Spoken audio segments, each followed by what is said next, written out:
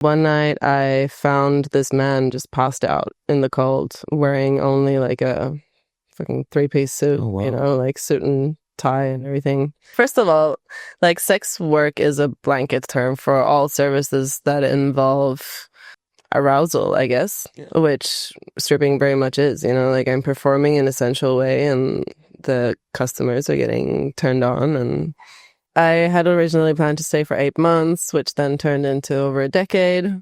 I think, like many other things, it circles back to my mom. Like she always told me that I was gonna save the world. Join the journey, stay for a while. Hey guys, and welcome back to another episode of KohPhanCast, the official podcast of Copenhagen Island. And this week with me, my good friend Sarah Ust. Sarah is basically the representation of giving, of authenticity, of vulnerability.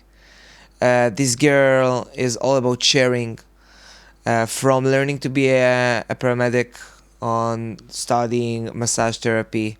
Her entire personality is based around giving, about allowing others to be comfortable with themselves. And it's important to shine light on people like that. That's why I do what I do. So without further ado, guys, before we get to the conversation, like this video, subscribe to the channel, write me in the comment section what you thought about this conversation, and let's get into it, guys. KohPhanCast, enjoy the episode. Hey Sarah. Hi. How are you? Yeah, I'm good. Thank you so much for being here with me. Oh, thanks for having me. I usually open those with a compliment, and I've been having you in my life for the last couple days. And I really appreciate you because you have this honesty to you and you don't really give a fuck about whatever anyone around thinks. And you're doing you. I'm complimenting you now, okay? Gimme. And some people carry this energy that you look in their eyes and you see that they're like, they want to help, they want to give, they want to be a part of something. They're seeing the situation above anything, like, not only through their perspective, but they see the need of other people and they care about it and they want to help further. And that's refreshing because we don't have too many of those kind of people. So thank you for this. And I cannot wait to dive and see how things like that, is being created. So again, thank you so much for being here with me. Thank you. And I know you're kind of nervous, and that's okay. I'm gonna out you out in all those 3 people that's gonna watch it because we're just having fun here. Yeah. And for the people out there that don't know you, can you give me like 30-40 seconds on what it is being Sarah? Who is Sarah? Who is Sarah? Sarah's a big dork most of the time, I feel. Yeah, I find this question really hard to answer. I hate when people ask me who is Sarah because I feel like it's something that's constantly evolving. And yeah, I mean, what you said before, I like to hear that. I feel like that's something I strive for is, being there to support other people and being a giving person and caring, while at the same time finding the balance of not giving too much. This has been a big journey for me recently. Yeah, I'm silly. I'm fun. I'm fucking weird. And can I swear on this thing? Fuck yeah. Yes, you can. Yeah. Yeah, I think I'm a pretty open person. I can definitely be a bit neurotic and controlling. But yeah, I think Aren't we all? Sometimes I ask this question, like, who are you? Knowing that it is evolving and you cannot really, like, I am this, I am that. That's a kind of a way to get like anxious and depressed at some point because you identify with something inside you and you say to yourself, I am that. But are you that, or is it complementary right now for you to have this trait to you? So there's a very open and no right or wrong answers, because I cannot say who I am. I can say who I want to be right now, and let's get straight into it. Like thinking about, okay, if we have two kinds of things to our personality, you have your branches that are the things that you like doing, like the way you support others, if it's by treating, you're doing massages and things like that. And you have the gift to give, which is the root of the personality. In what kind of ways you think this root represents itself in your life?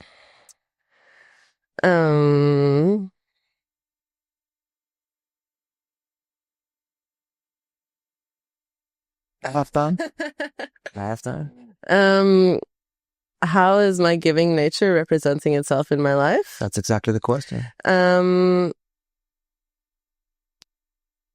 Much in what you said. Like, I see what people need and I like to give it to them. And I'm quite conscious of, if someone is not feeling great in an environment or whatever situation we might be in, or when I'm with friends or family or people I care about, I'm quite well attuned to the people around me. And yeah,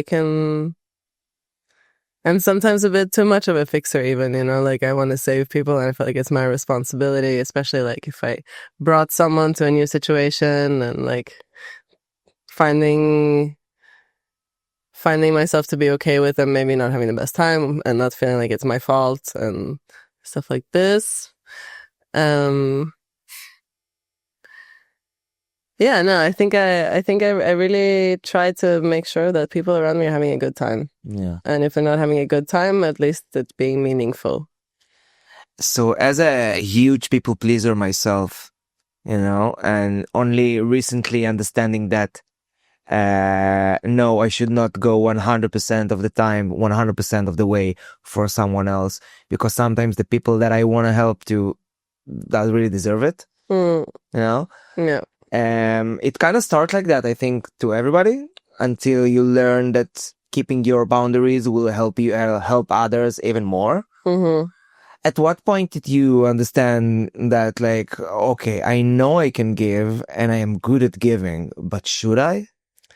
I think it's something I'm still understanding. I mean, you saw last night we went to this party and this random man came up to me and asked me to roll him a cigarette. And I was like,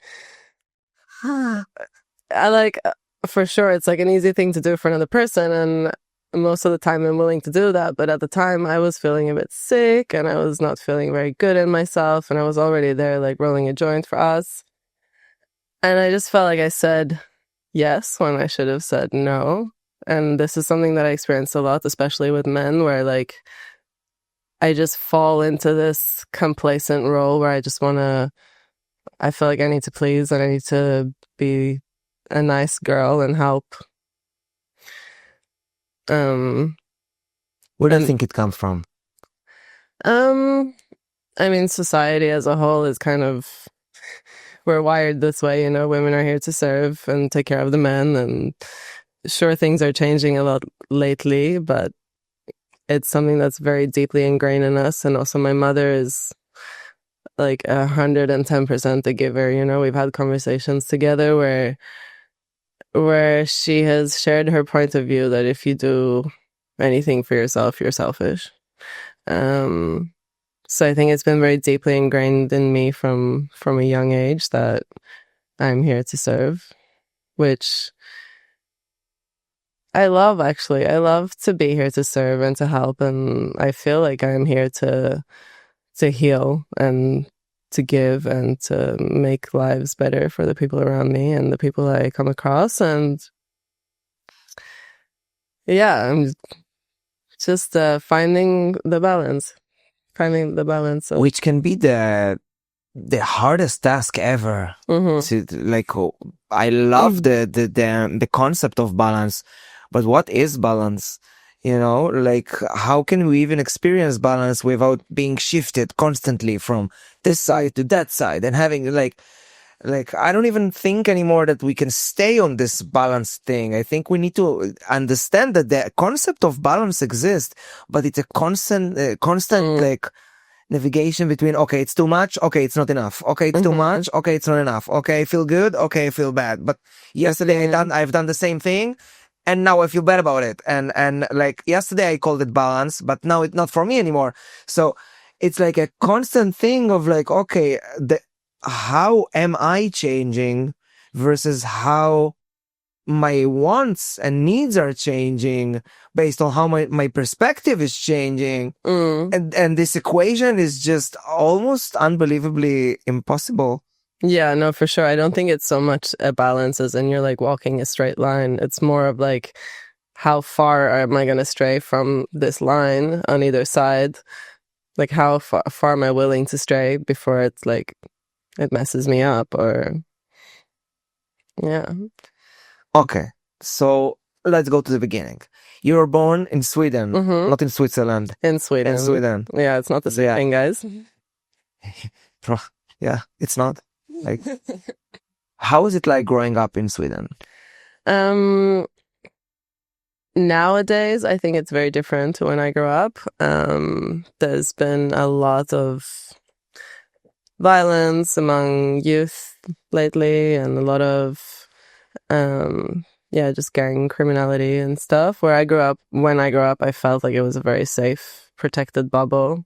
But then I also grew up with an Irish Catholic mother, and I didn't have like the normal Swedish experience. I remember having many arguments with my mother because she comes from a very, very strict upbringing, and for her, Sweden was very loose, and the kids could do whatever they wanted. And so I wouldn't say that I had a classic Swedish upbringing. I had rather strict parents, and I was always pushing boundaries, which made them even more strict. And so I can't speak for all of Sweden. You shouldn't. You should speak only for yourself. Yeah, my hometown at the time felt very, like a small safe bubble. I wasn't exposed to drugs until I was moved to Australia. I wasn't exposed to any violence or any serious hardship. Very like what we call in Swedish a lagom life. Lagom is not too much, not too little. It's just enough. And yeah, I think in general that's how it's been growing up there. Lots of people doing sports and taking care of themselves and doing well in school and just average kid's life.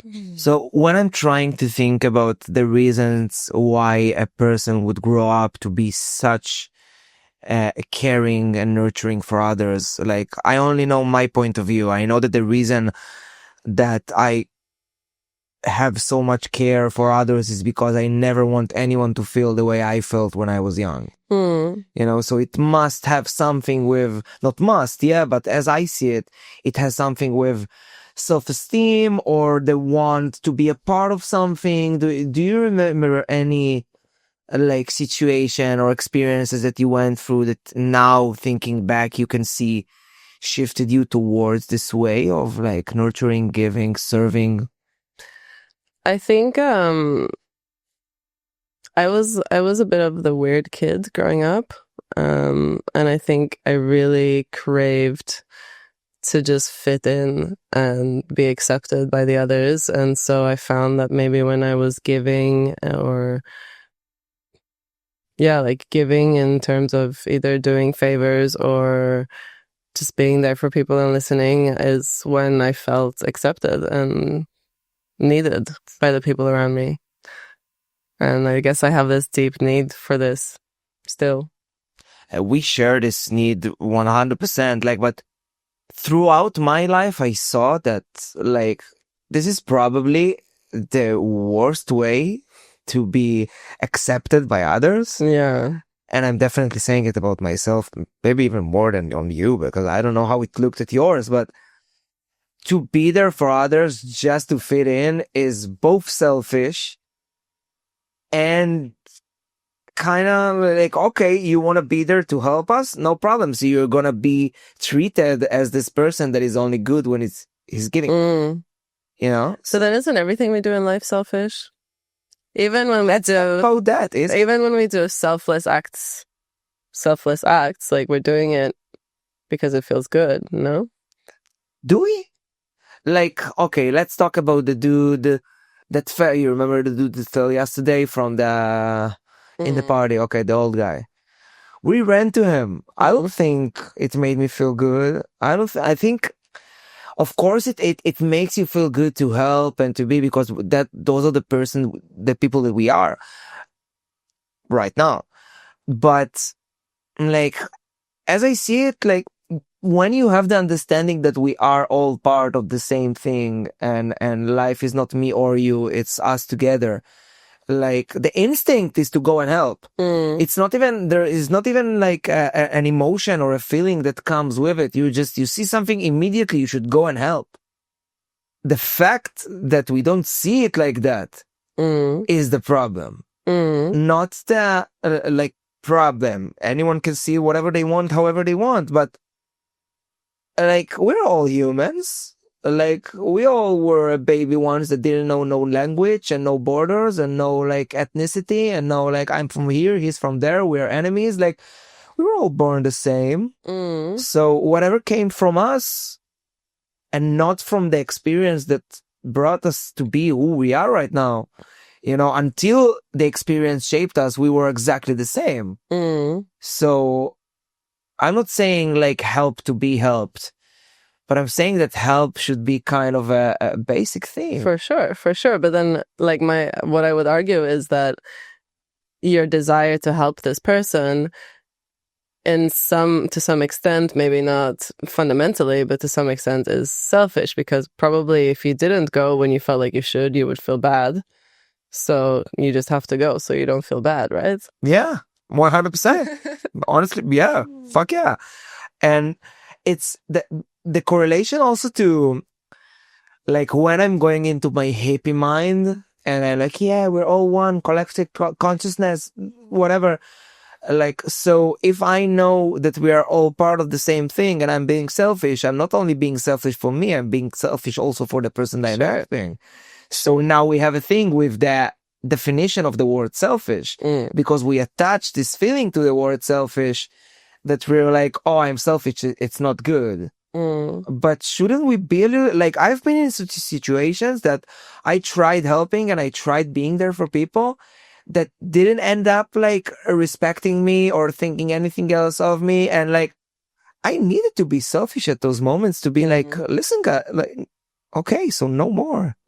Like, you know, like, it's, first of all, it's kind of sad the way we are raising people these days, you know, to this egocentric way of thinking that like, okay, I should accumulate for myself and I should take care of my family and I should do only for me. And I'd be like, but again, the delicate balance between taking care of yourself and understanding that helping others will if you want or not, it will give you even more. It's, I just don't think we're speaking about it with young people these days enough. You know, I think hopefully they're listening. No, they're probably watching TikTok or something. Yeah, 6 seconds. You know, nobody watches an hour these days. Yeah, it is what it is. But okay, so we're progressing, and you're the weird kid at school. Like, how do you define weird? What is weird in your eyes? Like, when you look at yourself and you call yourself weird, what is weird in your eyes? I mean, for me these days, weird is a compliment. But when I was growing up, I don't know, I guess I just had strange ideas. I wanted to do things that weren't the norm. Like what?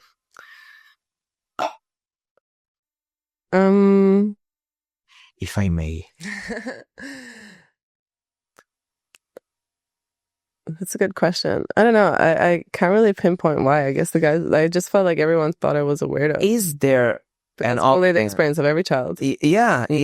Like, I remember myself as a very, very fat kid. And 10, 15 years after, looking back at the picture, I wasn't that fat. No. What's the chance that as kids we are running automatically? We're not conscious of how we feel. We're not conscious of what happens inside our brain.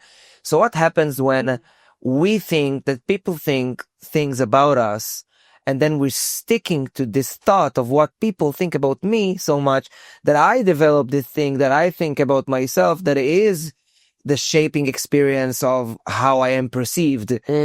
Like, what comes first? How people look at you or how you look at yourself? And because you look at yourself like that, people will catch this feeling and look at you in a correlating way. You know, so I wasn't as fat as I think I was, as I remember myself. Maybe you weren't as weird as you thought? Maybe not.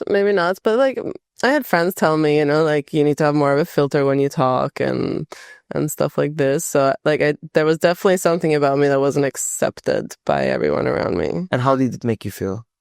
Well, wanting to just fit in, it sucked.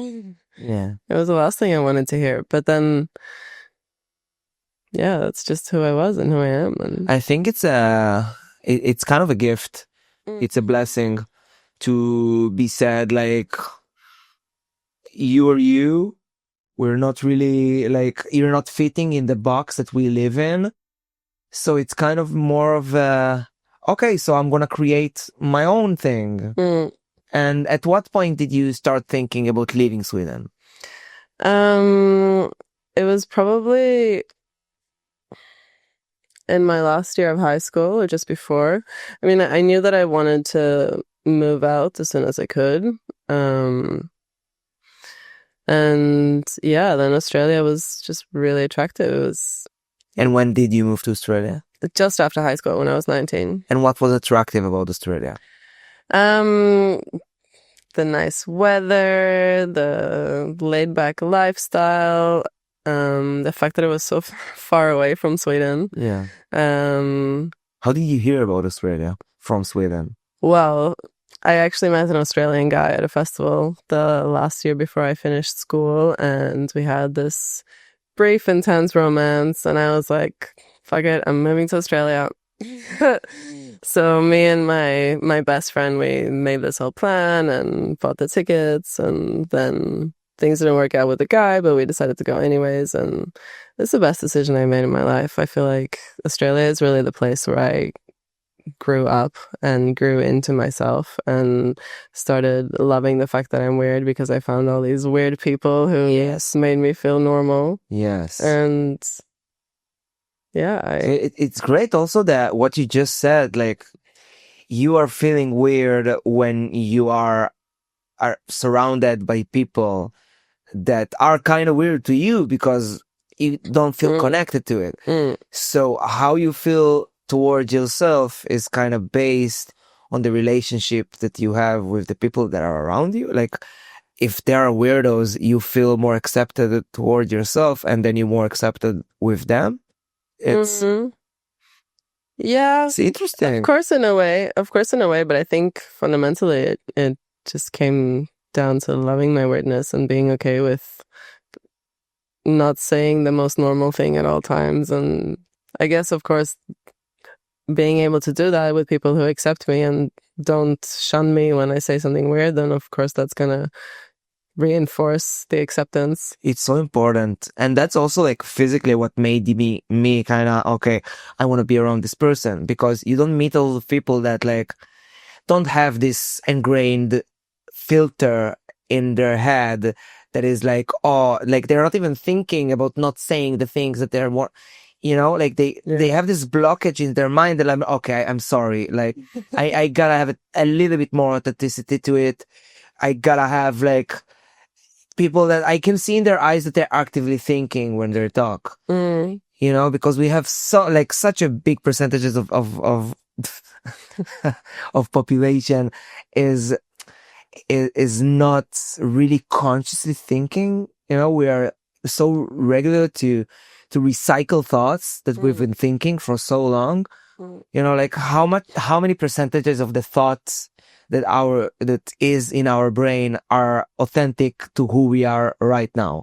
Like how many thoughts that you think right now you've been thinking for years, and this is good for me and this is not good for me, and this I want and this I don't want. I think I'm gonna let it in at some point. Yeah.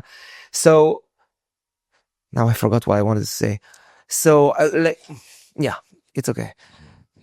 Visa wise, end of high school, going to Australia. Like, can you just leave everything and go? How is your parents with you moving to Australia? They were not happy. Yeah. They were like, why can't you go to Spain instead? It's so much closer. And yeah, no, I just needed to spread my wings and do my own thing. And now you're getting to Australia. First day in Australia. Go. So the Australian guy that I had this romance with, he still took us in and helped us around. So I think the first days he just took us to a bunch of beaches and helped us set up a bank account. And yeah, I remember feeling very excited and nervous about this whole thing. And then just arriving was like, huh. Yeah, really like overwhelming, I think, because I had so much. Like, I had a countdown on my phone. I was really so excited. And then I finally get on the plane and I arrive and I'm just like, now what? And now what? Yeah, I looked for work. I worked in hospitality for a few years. I had originally planned to stay for 8 months, which then turned into over a decade. As things goes with islands, I think. Yeah. Yeah, so I ended up going to university in Australia. I studied to be a paramedic. Then I traveled basically since I finished uni. I was working in the sex industry in Australia as a stripper, and I would travel for a few months and then come back and work for a few months and then travel some more. And that's basically been my life since I finished university. Let's break it down. You worked as a paramedic? No, I never did because, which I probably could have looked up before starting university, as a Swedish citizen without Australian permanent residency, I can't work in Australia. Also, I was never really seeing myself being in the same place for long enough. I was still very much wanting to travel and see the world, and I could probably have dug deeper and found some private companies that would hire me, but I just never really felt like staying put. And why being a paramedic? Like, of course, it's another representation of you being a giver, yeah, for sure. But yeah, where did that come from? Like, physically, I'm gonna be a paramedic. Well, I had met someone who was a paramedic, who was a friend of mine, and he would tell me about his work, and it sounded really interesting. And then I went to my first Psytrance festival, and it was in the middle of winter out in the bush in Australia, and it was really, really cold at night. And one night I found this man just passed out in the cold, wearing only like a fucking 3-piece suit, like suit and tie and everything. And he was just passed out in the cold, and I went up to like see if he was okay, and I felt his pulse. It was really weak, and he was very cold, and I got him help. And there he was taken to hospital, and he had severe hypothermia, but they managed to save him. And that for me was just such a big moment. Like, I want to do this, and I know that I work well under pressure. If there's a very stressful situation, I can normally keep my head pretty cool and stay focused on a task in hand. And I had this little dream that I wanted to save the world, and I figured if I could save one person's life, I had saved their entire world. And if I could do that for a living, then absolutely. And I never wanted to be in an office. I never wanted to be stuck indoors. As a kid, like, I wanted to be a vet. I wanted to be a doctor. I wanted to work for Doctors Without Borders. I wanted to save people. And I wanted to be a paramedic because I would get to drive around and see people in their most vulnerable states and in their different environments, and see all kinds of people and be a calm person while they're in the middle of a storm for them. That's such a noble thing, and the way you proceed. Yeah, I think saving the world is only possible when you go a person by person, experience by experience, and moment by moment, actually being there for others actively. Not like, okay, what made you think that, okay, I want to save the world? Like, what needed to be saved? Like, where did this idea come from? Because I had the same one. I just want to see, like, where. I think, like many other things, it circles back to my mom. Like, she always told me that I was gonna save the world, or I was gonna find a cure for cancer, or yeah, like with my big heart that my mom obviously could see, like she really believed in me and me making a difference in this world. Also, I did very well in school. Things were easy for me, and so it was just kind of assumed that I would go on to do great things. Sorry. And yeah. Okay, so how was the whole procedure of learning how to be a paramedic? Like, how many years did you study it? It's a 3-year degree. I did it in 3.5 years, just based on like when my visa expired and when the semester started. I did part-time a couple of semesters. And how does it feel, like, gaining all this knowledge? And, like, of course, like, even the fact that you didn't work in it, you still have all these capabilities and all this somewhere buried down there. Well, yeah, it was good and bad. I feel like the academic life isn't really for me. I learn best when I'm on the job, reading books and studying facts. Like, I can do it, but it's not what works best for me. That's the last time you're coughing here, okay? You have some more water there if you need. Thanks. I really enjoyed our practical lessons. A little bit closer. Yeah. I really enjoyed our practical classes where we got to pretend to be patients and to look after each other. I really liked going on placement, actually being in an ambulance and seeing what it was like. I was lucky enough that I got to do it both in Sydney and Canberra and in a rural town called Queanbeyan. It's okay. I'm really dry. So you said two things in the same sentence. You went from being a paramedic to sex work. Let's talk about that a little bit. Like, sex work and stripping, like, I wouldn't put stripping inside sex work, honestly. Yeah. Why not? Because there's no sex involved. Yeah. Or just under the how people perceiving it, because in Australia it's super, like, it's super normal. Yeah. Super normal, super accepted. Tell me a little bit about how you got into that. If I may. Well, first of all, like, sex work is a blanket term for all services that involve arousal, I guess, which stripping very much is, like, I'm performing in a sensual way and the customers are getting turned on, and yeah. That's exchange. It's sex work. It's not full service and it's not as far as a lot of people go, but it still falls under the term. How did I get into it? Well, when I first arrived in Australia, I was offered an interview for the club that I'm currently working at to be a promoter. And I just came out of high school in Sweden, like, super feminist. I'm like, absolutely not going to support this industry. It's messed up. This patriarchy is destroying everything, and I did not want to be a part of it. Then over time, I just met more and more people who were doing it, and it was just so much more accepted and normal. And I realized that, okay, we live in a patriarchy and I might not love everything about it, but I was given the gift of a good body and good confidence, and I may as well use it to my advantage. I'm studying at university in Australia. It's incredibly expensive if you're not Australian.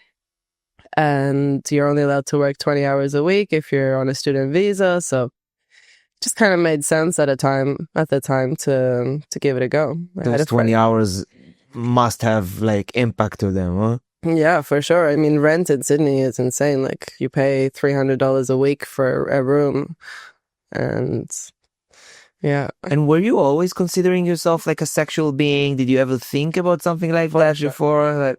Like, once I started, it made total sense that I ended up doing it. You know, when we were kids, like, I was the girl who was showing my bits to the boys, and I was the one wanting to explore and learn new things, like, long before everyone else. So yeah, it makes total sense that I ended up doing this.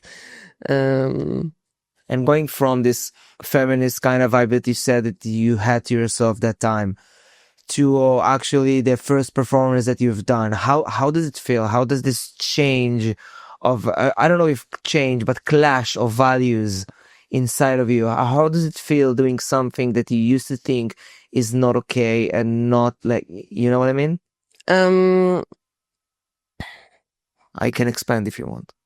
Yeah, no, I think I get the question. Like, for sure, it was a bit conflicting at first, but most of all, it was exciting. It was, you know, it was a new experience that was quite scary for me. And as you know, I like doing things that scare me, which is why we're here today. Like doing things. And yeah, I think at the time it had already become so accepted, and like, I already had friends who were doing it and telling me about it for so long that I had already accepted it as something that's actually quite okay. And then once I did it, I just felt very empowered, and I felt really happy that I had a space where I could explore and take advantage of my sensual nature and really embody the dark, divine, feminine.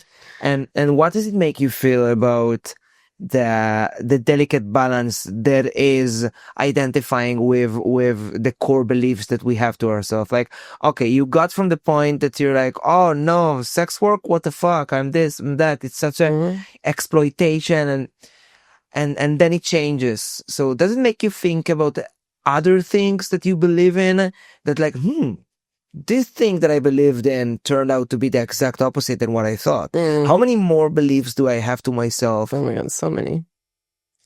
And I think that's something that I'm really, really trying to be okay with, is that my values and my beliefs are malleable. And again, maybe very dependent on what sort of environment I'm in. The same thing with drugs. Like, when I first came to Australia, I was like, I'm never going to try any drugs. Like, I have no interest. And then people around me were doing it, and it seemed okay, and they seemed to be okay. And suddenly I found myself trying things. And I think that's a very important thing as human beings, to be aware that our opinions can change. And maybe we don't have all the information when we formed our first belief of a topic, and then we learn more, and we have to be open to what we believe changing. Amen. Did you did the career in sex work and stripping and all those environment, did it change anything in the way you perceive like affection in your private life? Did it had like anything with the balance of how you perceive love, how you see like connections? For sure. Just the experience. I mean, for sure. Every experience we have shapes us in some way, and absolutely being in an environment where I am almost constantly receiving affection or desire or whatever you want to call it from men will have affected maybe the value I place on this. I've also, I had to find the line of like when Sarah begins and when my work personality begins. And maybe sometimes when I've been with partners or lovers, I've accidentally started performing, but I think we all do this, even people who don't perform for a living. And yeah, I also found that I really had to make an effort to connect with my body when I'm not working. At work, there is so there's no like, they don't touch my genitals or anything, but at my club, where if they tip, they can touch like the rest of my body, like my butt and my boobs and stuff. And I think when I'm then not working and I'm with a partner, I would have to really focus on coming into my body again, because I think at work I kind of shut it off a bit and maybe dissociate a little bit, just so that I'm not taking in, because I really believe that when people touch us, like, we can take their energy in, and I would really have to block that at work. And so to be able to unblock that when I come home and I'm with my partner or with myself or anything, I would have to really make an effort to come back into my body. Yeah, it makes so much sense, because you're shutting an alarm that exists in your body, which, like, I don't know this person, he shouldn't touch me. And then, like, okay, but there's an exchange happening. Like, at some point you stop looking at it as like, oh no, sex work. And you're like, it's work. I'm here to make this fund all the rest of the dreams that I have to do. And suddenly it's not this big scary thing, because let's face it, most of the time the demon is not as bad as we think it is. Because it's easier to go into your mind and think the worst thought that you can have, and oh yeah, the outcome will be the worst, and I'm gonna meet this fucking guy and this shit will happen, and of course it will be scary if you're gonna think like that. But then the pros of the situation start coming. Suddenly you can finance yourself, and suddenly you see that, I guess, most of the clients are respectful, and I guess that most of the environment is good, and like, yeah, for sure. No, I find, like, especially now in Copenhagen, I've had this thought many times that I feel safer with the men at my work than I do with the men on this island. I feel the men there respect my boundaries more than men here respect boundaries, and that's another question I had, like the correlation between how you perceive people out there catcalling and parties and touching and like all of that. And when you see it like that versus job environment, and suddenly you have this, okay, so the fact that I can face a client and be very strict with what I do allow him to do and what I don't allow him to do can positively encourage me in my own life, for sure, to know how people should treat me and how I want to treat it. I've gotten very good at establishing my boundaries. I have little to no patience with men who are just trying to get me. And how does it feel, like, obviously being a nice looking girl and like nice, I forgot the word, no matter.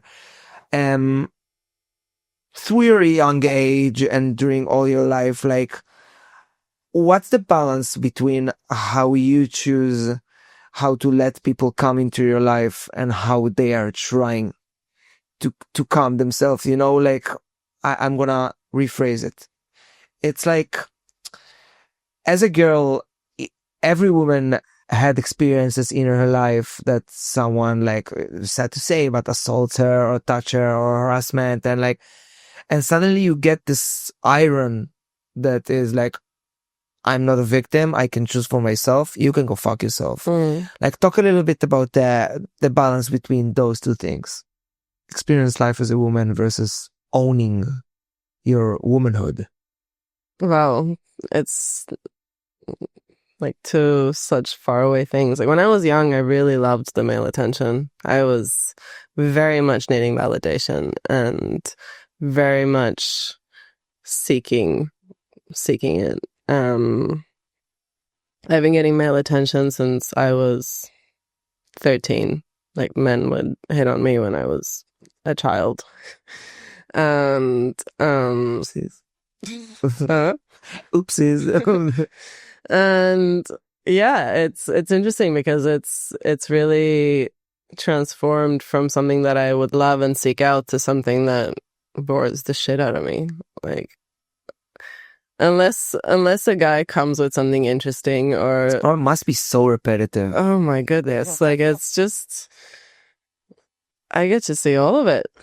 Like all of it. Guys are fucking weird, man. Yeah. So me specifically, I've never been into a strip club, Mm. but there must be a dynamic inside this room. Like people must reveal the animal inside of them or the true nature of who they are when they are so close to this kind of energy. Like they come there to get some attention or be treated in some sort of way or to release some things that they feel that they can only release there, I assume. But like, do you have like any story or an experience about, like, of course, no name dropping, yeah, but a client that you've seen change towards this time at the club, or a conversation that you have with someone that helped them shift you know?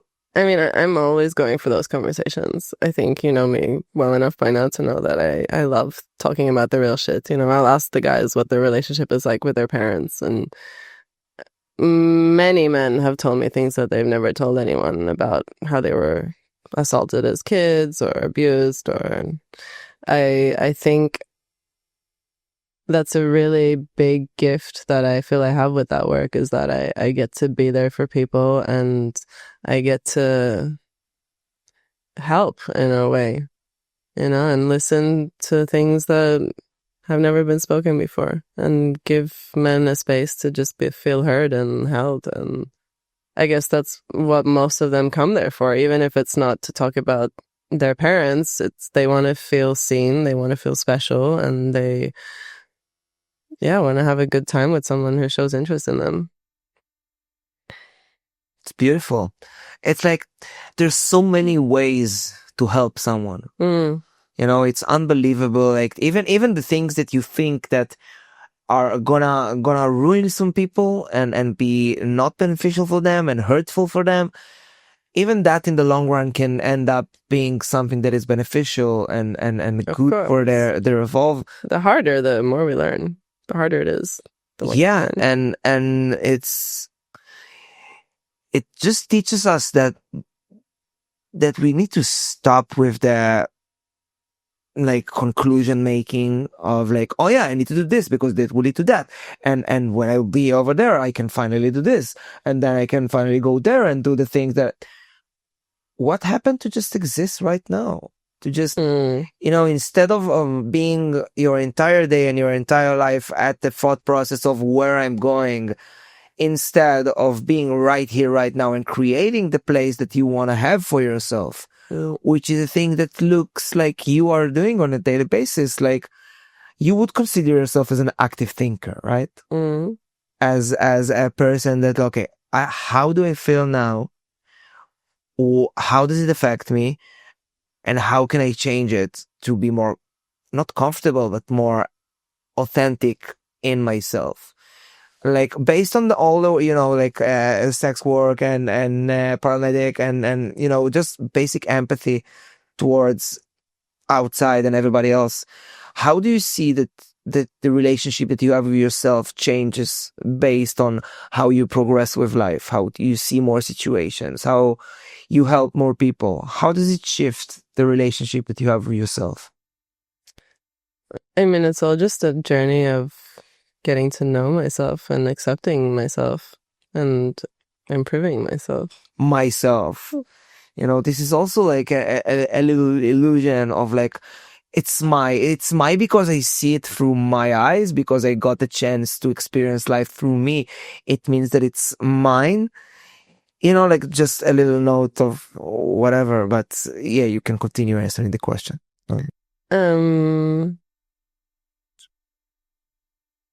Your relationship with your feelings. My relationship with my feelings.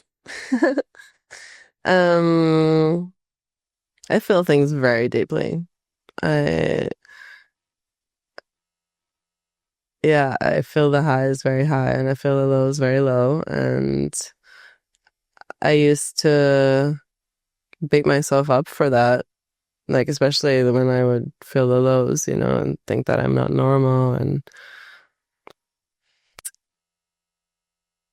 now that I accept my depth, I see that it's thanks to that I can also go so high and have such deep connections with the people that I meet. It's because I've gone really deep in myself.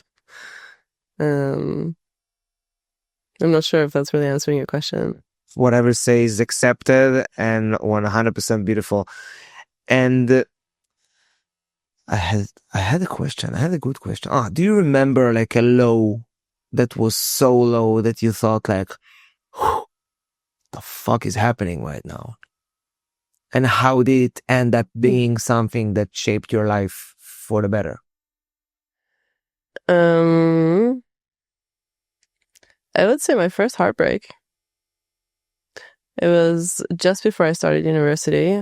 I spent a summer with this guy, and it was the most intense love story I lived until that point. And it could never be, this relationship that could never be, because I wasn't Jewish and I couldn't convert for him, because if I wanted to convert, it would have to be for me. And so at some point he ended it and I was shattered, completely shattered. I was crying all day, every day. I would go to university and all I would be able to talk about was how sad I was. And it was really a low, I've never been one to not want to live, but there were moments there where I was just like, I could just make it all stop right now. And I think it really, just being able to go through that, and because I never lost hope.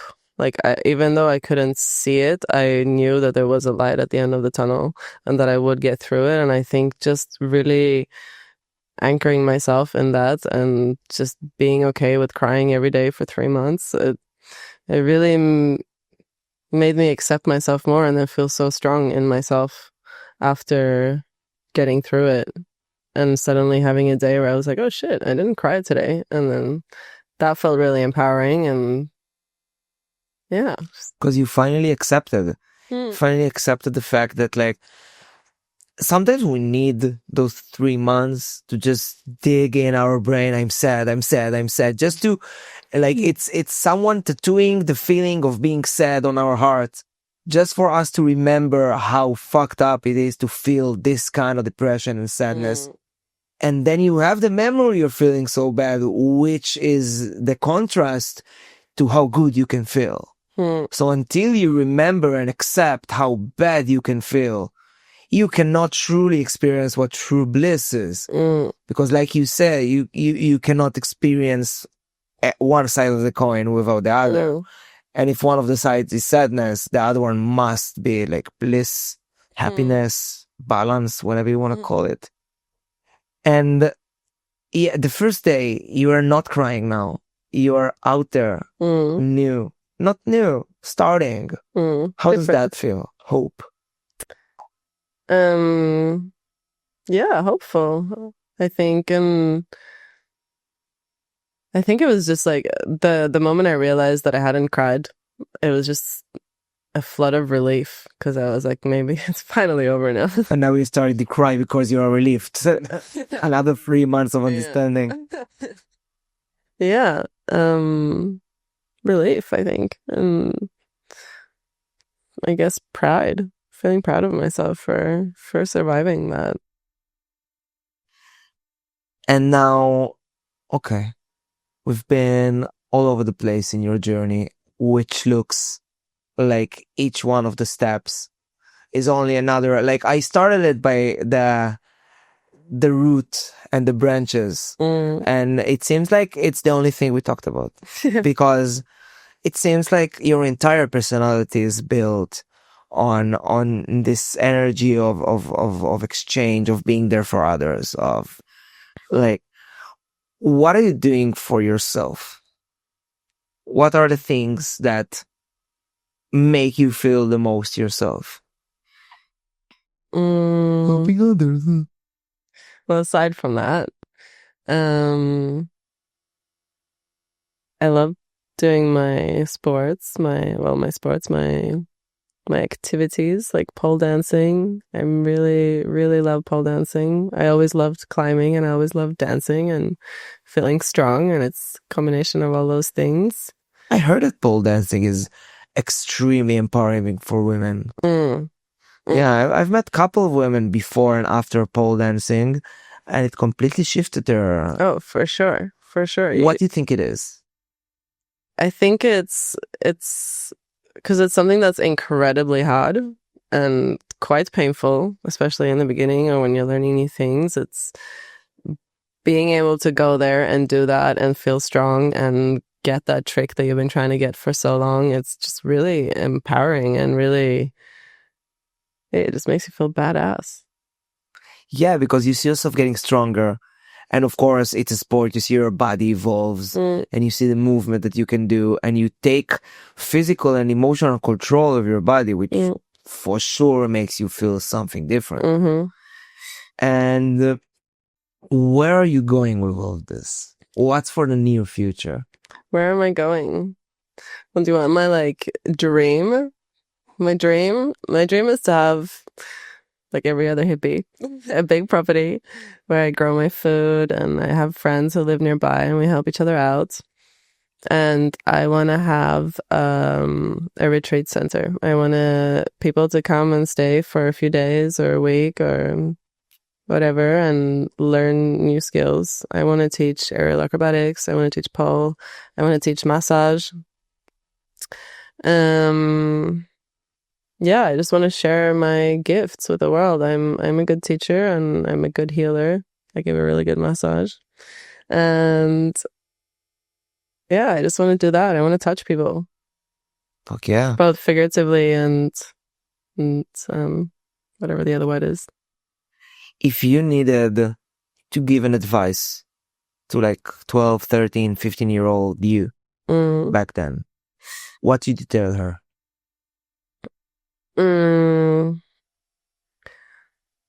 I would try to tell her to fall in love with being different. Don't try to fit in someone else's box. Don't try to be what other people expect you to be. Just be yourself, and that's fucking awesome. That is fucking awesome. And yeah, look how... Stop caring so much about boys. Fuck all those motherfuckers. Honestly, when you truly look at them and you are not looking for validation or horny, 99% of them are not that interesting. Human in general. You know, when you strip away our interest in what we want to feel and not what the other side is, when we put it aside and we truly look at who is in front of us, most of them not really worth it. You know? Yeah. But then again, everyone has a story to tell, and if we take away our interests, we actually maybe get to hear their story. Absolutely. And for me, it really happened when I took like a year off of dating and everything, and just being able to look at everybody as my little sister and brother, and that's really cool. Yeah, that was hard, huh? But that was cool as fuck. But yeah, here's our hour. And again, I want to thank you so much. Thank you for this. And thinking that this thing started from a little anxiety attack for the last 2.5 days. And in 6 minutes, you were driving into it like full power, because again, that's who you are. You're here to and nurture. You're also very good at making people feel comfortable and sharing. Thank you. Again, you are blessed, and I will add to this blessing, because you are a blessing to our world, because we need more of this kind. We need more healers and nurturers and people that can truly perceive a situation. And I cannot wait to see what happens with you. Thank you so much for being here. KohPhanCast, guys. Love you all. Join the journey, stay for a while.